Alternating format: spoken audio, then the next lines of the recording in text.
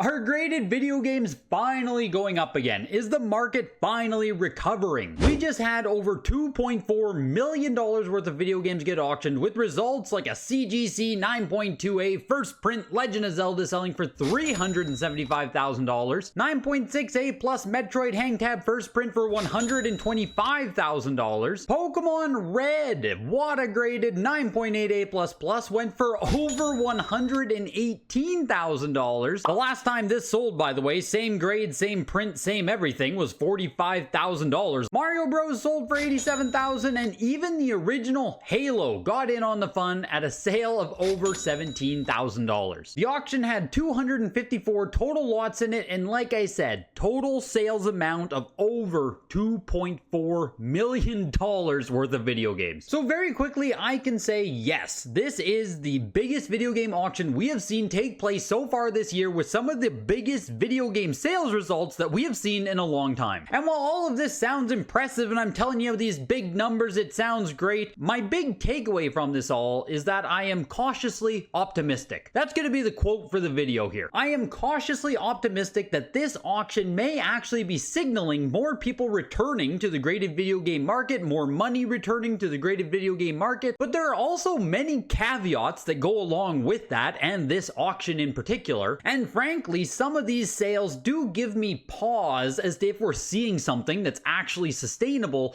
or if it's just going to end up being a flash in the pan. Well, this auction was super strong, but the next one might not be. It's very possible that a lot of these sales results are not going to be replicated anytime soon. But before we dive deep into that, let me give a quick shout to today's video sponsor, Heritage Auctions. All of the sales and auctions shown so far are all results from the latest Heritage Auction signature video game auction, where some of the highest video game sales ever have taken place. If you have some rare, expensive video games and you want to sell them risk-free with the industry leader in video game auctions, you can reach out to videogames@ha.com or use the link in the description of this video to get free appraisals on your games. Weekly auctions also take place every single Tuesday, and we watch them live right here on YouTube. Once again, that's videogames@ha.com. Reach out with any questions or to begin the consignment process. A huge thanks to Heritage Auctions for sponsoring this video. Hit the like button and let's get into it. So what we have here are just some really quick stats from the other signature auctions that have taken place this year. There have been 3 so far: February, May, August, and later this year there will be November. So far, what we've seen coming from February to May and now to August is that the auction total, the total amount, 1.8 million, 2.1 million, 2.4 million, the total money amount of games sold is continually increasing here. And the quickest thing you might think, or maybe there's just more games being offered in every single auction. We went from 302 to 313, the money amount went up between auctions there,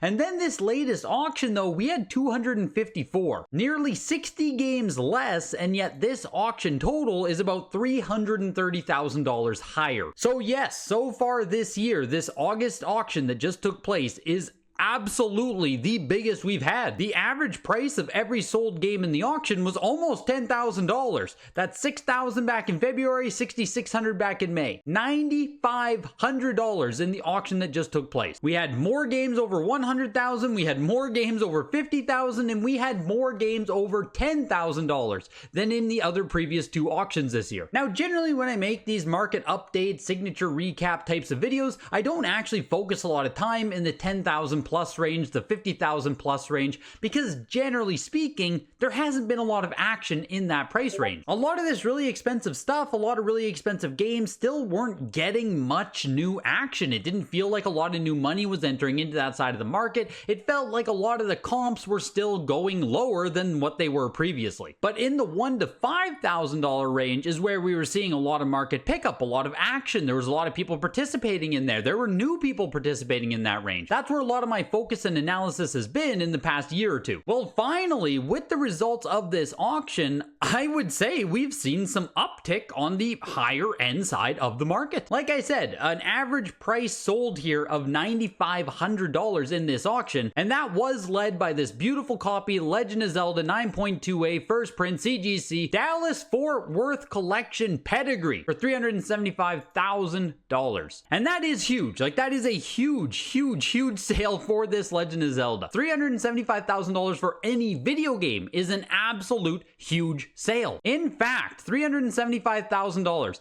There have only been 8 games that ever even sold for more than that on Heritage Auctions. The last time we saw anything around $380,000 was actually another copy of The Legend of Zelda back in August 2022, and the Nintendo PlayStation console from March 2020, $360,000 for that. So $375,000 for this Zelda is massive. And earlier this year, there actually was this 8.0A first print as well for $288,000, and this $288,000 sale was huge in its own right. There's opinions that this 9.2A actually should have done $400,000, $500,000 just based on how much this 8.0 sold for, but I mean, $288,000 moving up to $375,000 is no slouch. It's really hard for the price to double when we're talking about these hundreds of thousands of dollars. So moving from an 8.0 up to a 9.0, almost $100,000 difference, I'm gonna go ahead and say that's pretty darn good in 2024. But it wasn't only the ultra high end that was doing incredible, because we have stuff like the Nintendo PlayStation controller only now selling for $35,000. Metal Warriors 9.8A plus, $31,000 on Super Nintendo there. Mega Man 2 9.8A plus for $28,000. Solomon's Key first print hang tab copy,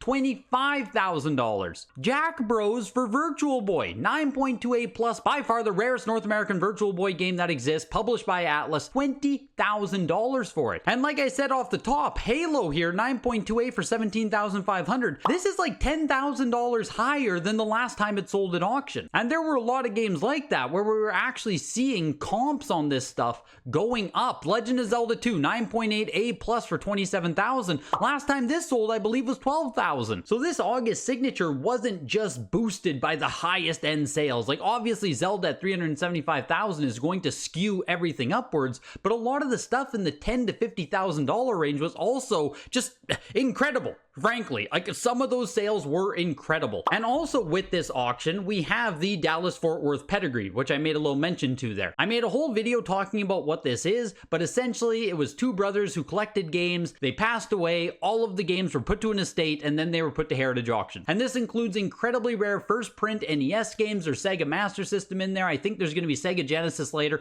Amazing, amazing, amazing video games. Some of them being the highest graded copies that exist. The highest graded copies ever went to auction. This 9.6A plus first print Metroid, highest first print Metroid ever offered for sale, went for $125,000. Like the collection had some incredible pieces. So this is why I say I'm cautiously optimistic, is because yes, this auction here it might just be an outlier. It might be that it had amazing pieces come up. The next auction is going to happen. Heritage can't get quite the consignments they did this time around. The auction totals are all going to look less. There's going to be less excitement. We go back to normal, right? The other side of that is that yes, this auction did get amazing games to come to auction, but with that, we actually did see enough bidders, enough action, enough money come into this auction as well that they could absorb all of these amazing games. All of these amazing games didn't just flop. That's the other side. When you put together an auction with this much amazing stuff, there's even Nintendo World Championships in here. When you have this much amazing stuff hitting, especially in 2024 where liquidity in the video game market, especially on the high end, simply hasn't shown strength in so long,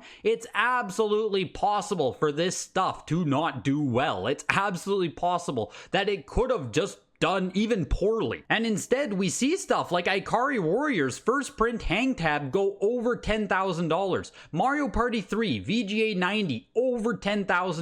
Charizard Game Boy Advance SP over $10,000. Pokemon Ruby 9.8A plus over $10,000. The sheer bidding strength we saw with all of these nice games is what gives me that optimism. With a lot of these other auctions that have taken place, and now that we've gone through the crash, it's been what, 2, almost 3 years of downturn in the video game market, collectible space in general. Through all of that downturn, people became afraid to sell their games. So it becomes this issue of the chicken and the egg. Why would people consign very expensive games, very rare games, if the prices they're going to get for them are also going to be low? People are going to be disappointed selling very rare games, right? So if very rare, expensive, valuable games don't come up for auction, then auction prices, auction totals, they're all going to keep getting lower as well. Does that make sense? You have to get really really rare, really exciting stuff to actually come to market in order for bidders to also get excited and want to bid high amounts. And in the case of this auction here, given that the Dallas-Fort Worth collection came from someone who passed away, we reached a point where it wasn't even the consignor's choice to put these games up for auction. You know what I mean? We finally got an organic scenario where the really expensive rare stuff just came to auction. And I think it was a fantastic boost, a fantastic thing for this market, for this hobby in general. We had stuff come to auction that people were actually excited about to come out to auction. 9.88 plus Aladdin going for $8,000. 9.88 plus Bubble Bobble, $7,500. The games that came to the signature auction were not just the same things we see over and over and over again. We had games that we've literally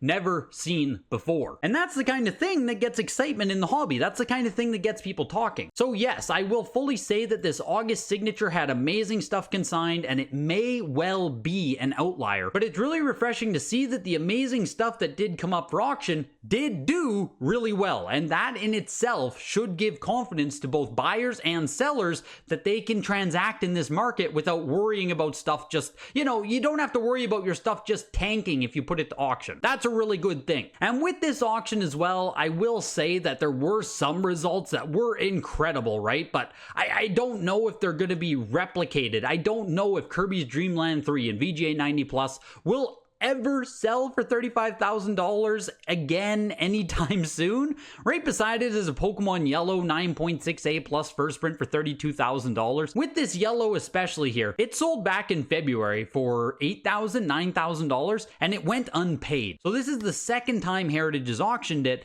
and now it ends at $32,000, which is way above any kind of expected price it should be. The Pokemon Red was $118,000. Last sold July 2023, same grade, same variant for $45,000. So some of these results here are almost nonsensical in how strong they are. So again, with the caution I put out there, don't look at some of this stuff and be like, oh, that's it, we're back, like I need to buy now, oh my god. We still need to wait to see if everything does get paid. Obviously, Heritage Auctions has a great pay-through rate. You can basically expect everything to get paid, but as I just told you at the Pokemon Yellow, stuff does go unpaid. But of course, I lean to the side of caution, I lean to the side of downside risk, so for myself, I'm looking at this, it's super interesting. I might look to sell some stuff myself, put some stuff on eBay, high buy it nows, obos, get some stuff listed for sale. There might be some action coming back into this market, but I wouldn't just go out now and start buying anything rare, anything expensive. I wouldn't take this as a signal that you need to start rushing into the market. For the most part, everything is still moving pretty slow right now. Everything is still pretty constant. So for myself, it's going to be super interesting to see what happens at the next signature auction, what's going to happen with eBay results here moving forward. There's a lot more sales that I need to see still before I'm going to sit here and say, yup, that's it, graded games are back, baby. But as it stands right now in August 2024, this is one of the best overall auctions that this hobby has seen in a long time. And I feel 100% confident, honest, like I wouldn't say this to you guys if I didn't genuinely feel this. I think I've made that clear in my videos. Generally speaking, I'll tell you guys if stuff sucks, I'll tell you what's good. This auction was actually really good and might be a sign of things to come as we close out 2024, as we enter into 2025. Let me know your thoughts, comments down below. Let me know if you ended up picking up anything in this auction. Did you sell anything? Let me know everything. Hit the like button before you go, and I will see you in the next video. Goodbye.